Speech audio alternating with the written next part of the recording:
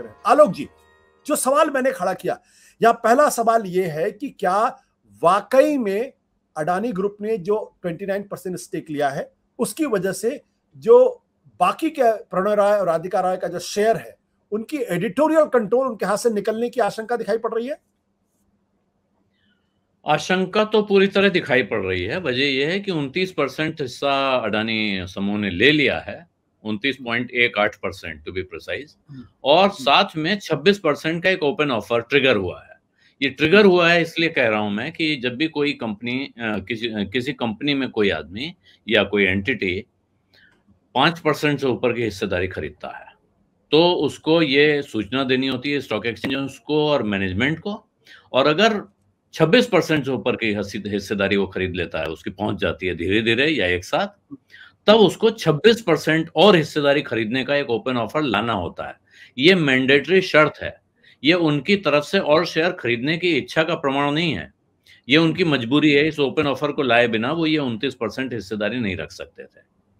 लेकिन उसका जो भाव इन्होंने रखा है 294 रुपए, वो ये दिखाता है कि शायद ये बड़े गंभीर नहीं है। ये भाव मिनिमम मैंडेटरी प्राइस है। पिछले 6 महीने में उस शेयर का जो एवरेज प्राइस होता है वो उसका ओपन ऑफर का मिनिमम प्राइस होता है। उससे लगभग 80 रुपए ऊपर ये शेयर उस दिन ट्रेड कर रहा था जिस दिन ये ओपन ऑफर आया है। अगर उनकी मंशा बाजार से बड़ी संख्या में इस कंपनी का शेयर कॉर्नर करने की थी तो वो बाजार भाव से ऊपर का ओपन ऑफर लाते हैं। कई मामलों में ओपन ऑफर के प्राइस रिवाइज होते हैं बाद में, तो वो लाए नहीं है। जबकि बाजार में लगातार ये शेयर ऊपर की तरफ भाग रहा है।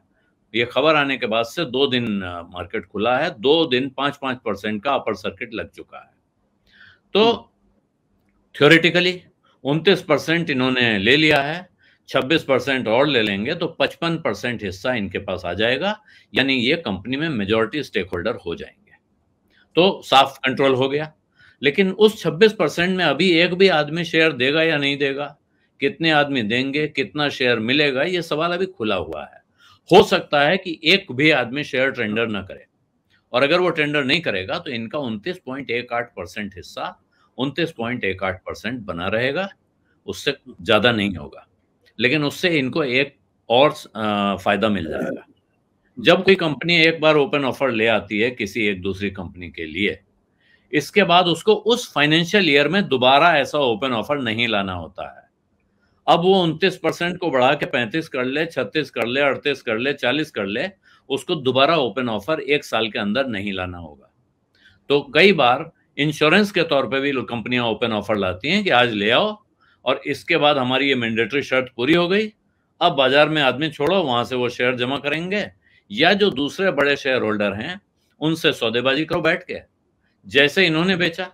अब इस सौदे का भाव आपको समझना चाहिए।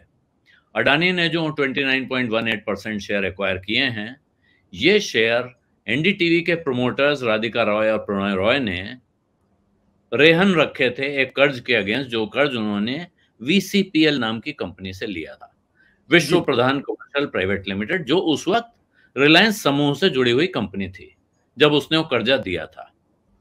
आज वो अडानी समूह की एक सब्सिडरी कंपनी है जो इस कर्जे की वसूली चाहता है। लगभग 400 करोड़, 388 करोड़ ऐसे कुछ आंकड़ा है, आप 400 मान लीजिए, लगभग 400 करोड़ का कर्जा था। ये कंपनी अंबानी समूह से अडानी समूह को बिकी है 113 करोड़ रुपए में। 113 करोड़ रुपए में 388 करोड़ रुपए का कर्जा लेने वाली कंपनी बिक गई और 29.18% हिस्सेदारी चली गई। तो जब कभी बड़े सौदे होते हैं, वो जिस भाव पे बाजार चल रहा है उस पे होंगे जरूरी नहीं है, कभी उससे ऊपर होते हैं, कभी उससे नीचे होते हैं। लेकिन अगर आपको ये सुविधा मिल गई कि अब आज के बाद आप अपने शेयर, ये ओपन ऑफर लाए, ओपन ऑफर बंद हो गया, उसमें जितना आ गया, एक मिनिमम लेवल होगा कि इससे कम आया तो ओपन ऑफर फेल माना जाएगा। लेकिन आपने अपनी शर्त पूरी कर दी है, इसके बाद आप बाजार से खरीदने के लिए स्वतंत्र हैं। मुझे मोटे और दूसरी एक और चीज है, एक चीज और, 25% से ज्यादा हिस्सेदारी होने के बाद कोई भी हिस्सेदार ये क्लेम कर सकता है कंपनी के मैनेजमेंट से कि अब मुझे मैनेजमेंट कंट्रोल में हिस्सेदारी चाहिए, अब मैं आपके बोर्ड में बैठूंगा, वहां मुझे सीट चाहिए, आप जो मटेरियल फैसले करेंगे उनमें मेरी हिस्सेदारी होनी जरूरी है। आलोक, हमारे बहुत सारे ऐसे दर्शक होंगे जो शायद ये टेक्निकल चीजें नहीं समझ रहे होंगे, उनके मन में दो सवाल उठ सकते हैं। पहला सवाल ये, जैसा आपने कहा कि 388 करोड़ का था और उसको 113 114 करोड़ के अंदर बेच दिया गया, या घाटे का सौदा, रिलायंस ने घाटे का सौदा बेच दिया है? रिलायंस से जुड़ी कंपनी ने घाटे में अपने स्टेक्स को अडानी ग्रुप को या अडानी ग्रुप से जुड़ी कंपनी को बेच दिया? पहला सवाल तो ये। दूसरा सवाल इस बार, जब ओपन ऑफर लेके कोई कंपनी आती है 26%, तो क्या उसके लिए मैंडेटरी होता है कि वो 26% स्टेक खरीदे भी, या ऑफर लेने के बाद वो कह सकता कि मैंने तो अपना कानूनी टेक्निकल पहलू को पूरा किया है, अब कोई मुझे नहीं बेच रहा है, मैं नहीं खरीद रहा हूं, ये मेरा सिरदर्द नहीं है? नहीं, तो उसमें ये है, वो ओपन ऑफर अप टू 26% का है, वो 26% का नहीं है। 26% तक हिस्सेदारी इस भाव पे खरीदने के लिए मैं ये ओपन ऑफर ला रहा हूं, प्रोवाइडेड कि लोग इस भाव पे बेचने को तैयार हों। अगर लोग उस भाव पे बेचने को नहीं आते हैं तो उन पर ऐसी पाबंदी नहीं है कि आप बाजार में जाइए, जिस भाव पे मिल रहा है उस भाव पे खरीदिए और भरिए। ये ओपन ऑफर क्यों आते हैं समझ लीजिए। दो बड़े लोगों ने आपस में डील की और शेयर खरीद के एक ने इस भाव पे बेच लिए। हमारे जैसे बहुत सारे लोग हैं, छोटे छोटे, किसी के पास 100 शेयर, किसी के पास 50 शेयर हैं। हमें लगा कि अगर मुझे मौका मिलता तो मैं भी इसी भाव पे इनको बेच देता, तो मैं अपने को ठगा हुआ महसूस कर रहा हूं। इसलिए ये सेबी के नियमों में प्रावधान है कि जब इस तरह का कोई बड़ा सौदा होता है तो छोटे शेयर होल्डरों को भी मौका मिले, इसके लिए एक ओपन ऑफर लाना जरूरी होता है, ताकि अब जिसकी इच्छा हो कि मैं इस भाव पे बेचना चाहता हूं वो भी अपना टेंडर कर दे और रखे। इसको आपने अभी कहा कि ये हॉस्टाइल टेक ओवर है। सेबी के कोड में हॉस्टाइल शब्द कहीं इस्तेमाल नहीं हुआ। मैंने कहा कि हॉस्टाइल, क्या ये हॉस्टाइल टेक ओवर है या नहीं है? मैंने ये कहा hostile takeover. Hostile takeover का क्या अर्थ है कि टेक ओवर दो तीन तरह से हो सकते हैं। एक होता है कि हमारी आपकी बात हो गई कि भाई आपकी कंपनी हम खरीदना चाहते हैं, आपने अपना वाला हिस्सा मुझे बेच दिया, उसके बाद मैं ओपन ऑफर ले आया और कंट्रोल ट्रांसफर हो गया। ये एमिकेबल या राजी खुशी होने वाला ट्रांसफर है। दूसरा है, आप अपना कारोबार नहीं बेचना चाहते हैं, लेकिन मुझे पता चल गया है कि आप अपने कारोबार को चलाने की हालत में भी नहीं है और आपके पास इतना पैसा भी नहीं है कि आप उसमें और पैसा डाल पाए, तो मैंने बाजार से हिस्सा खरीदना शुरू किया। आपने फिर भी कहा कि मैं नहीं बेचूंगा, चाहे तुम जो कर लो। मैं अपना स्टेक बढ़ाता जा रहा हूं। ये जो टेक ओवर है, और इसके बाद मैं दूसरे शेयर होल्डर्स के पास जाता हूं, कहता हूं देखो इनसे चल नहीं रहा है, तुम अपना हिस्सा मुझे बेच दो। ये हॉस्टाइल टेक ओवर कहलाता है। हालांकि सेबी के टेक ओवर कोड में हॉस्टाइल शब्द कहीं इस्तेमाल नहीं है, लेकिन इस तरह के हॉस्टाइल टेक ओवर्स कैसे होंगे, कैसे मैनेज किए जाएंगे, इसकी पूरी गाइडलाइंस हैं। तो ये उन अर्थों में हॉस्टाइल टेक ओवर है कि एनडीटीवी का मैनेजमेंट कह रहा है कि हमको नहीं पता था, हमारा इतना हिस्सा कैसे बिक गया, तो हम इसको रेजिस्ट करना चाहते हैं। लेकिन मुझे लगता नहीं है कि उनको किसी सेबी में या किसी दूसरी अदालत में किसी तरह की कोई मदद या राहत मिल पाएगी। उसकी वजह यह है कि उन्होंने जिस वक्त ये कर्ज लिया, उन्होंने कर्जा लिया था, जिस कर्जे के अगेंस्ट उन्होंने अपने शेयर रेहन रखे थे।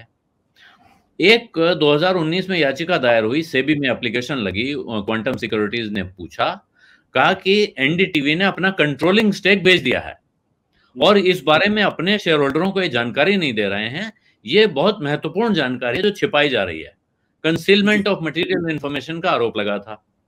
एनडीटीवी ने कहा कि नहीं, ऐसा नहीं है, ये हमारे प्रमोटरों की एक कंपनी है, उस कंपनी ने कर्जा लिया है, उसने अपने शेयर गिरवी रखे हैं, इसका एनडीटीवी से कोई लेना देना नहीं है, ना एनडीटीवी ने कर्जा लिया, ना एनडीटीवी ने किसी को कुछ दिया।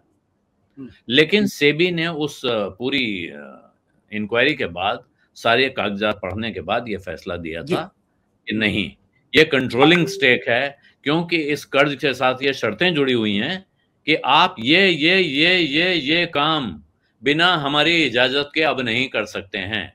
आपको ऐसे ऐसे काम करने के लिए ये कर्ज देने वाली कंपनी की यानी वीसीपीएल की इजाजत लेनी पड़ेगी।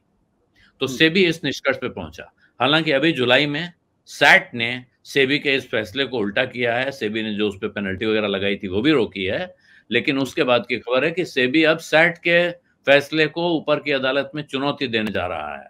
और जो ये घटनाक्रम हुआ है पिछले 2-3 दिन में, ये एक तरह से सेबी के पुराने फैसले पे मोहर लगाता है कि ये कंट्रोलिंग स्टेक था। इस कंट्रोलिंग स्टेक के ही ट्रांसफर की कहानी अब हमारे सामने आ रही है, जिसके बाद कहा जा रहा है कि अब एनडीटीवी भी गोदी में चला गया, अडानी की मुट्ठी में चला गया। सत्य हिंदी का ऐप डाउनलोड करें गूगल प्ले स्टोर पर।